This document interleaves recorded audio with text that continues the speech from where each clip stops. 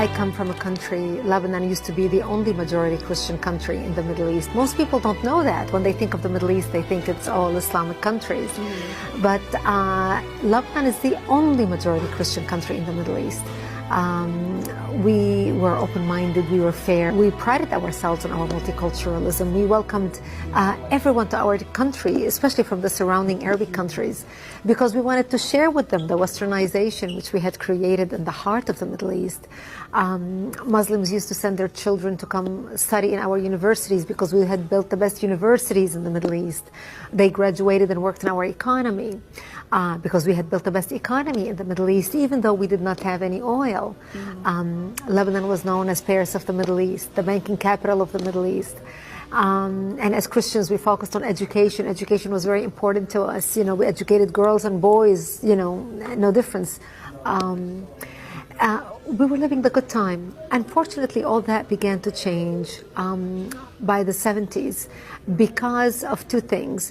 The enlargement of the Islamic population in Lebanon, because we Christians marry one spouse until death do us part.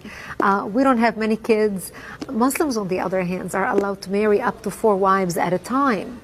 Now, of course, not all of them do it, but enough of them do it that in our country, in Lebanon, by the 70s, the Muslims became the majority.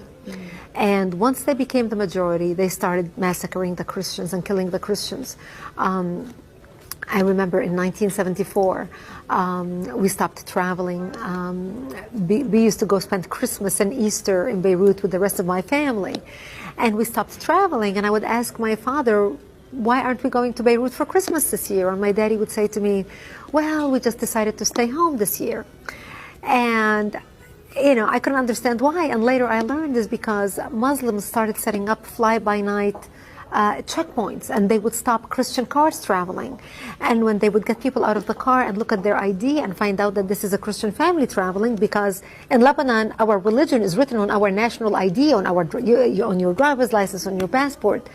So when they see that this is a Christian family traveling, they would get everyone out of the car and shoot them in cold blood. So we became prisoners to our homes and our cities and our communities. And that's the reason why we stopped going anywhere. By 1975, that's when the war broke out, the civil war. And the war broke out because Muslims walked into a church on a Sunday morning and began firing, shooting at Christian worshippers, and injured hundreds and killed 4 people. And that's what started out the all-out war. And it was a very difficult time for the Christians, because as the Muslims organized and now supported by the oil money flowing out of Saudi Arabia and all the Muslim countries, they wanted to basically use Lebanon as a base from which to fight Israel, kill the Jews and drive them into the sea, using Lebanese democracy and Lebanese open-mindedness and tolerance to do exactly that. And that's really when my world turned upside down and it changed. Lebanon was so multi-faith and multicultural. So we had Druze, Muslims, Christians, Protestant. The majority were Christians. We were over almost 70% Christians when we got our independence in the 40s. But because of the way Muslims multiply, you know, with the multiple wives and multiple kids, in 30 years, they became the majority. And when we got our independence from France and Lebanon, because we are, you know, Judeo-Christians, you know, come from Judeo-Christian culture, we're very fair. So we made sure we divided the government to make sure that Muslims have representation. So the president of the country was Christian, the prime minister was a Muslim, the prime minister, you know, the secretary of state. We had different assignments for different religions. But the Muslims became the majority. And once they became the majority, they were no longer tolerant of the people who took them in and accepted them and included them in the country. They felt they were not a part of the country. They felt they were a part of the Islamic Ummah or the Islamic nation.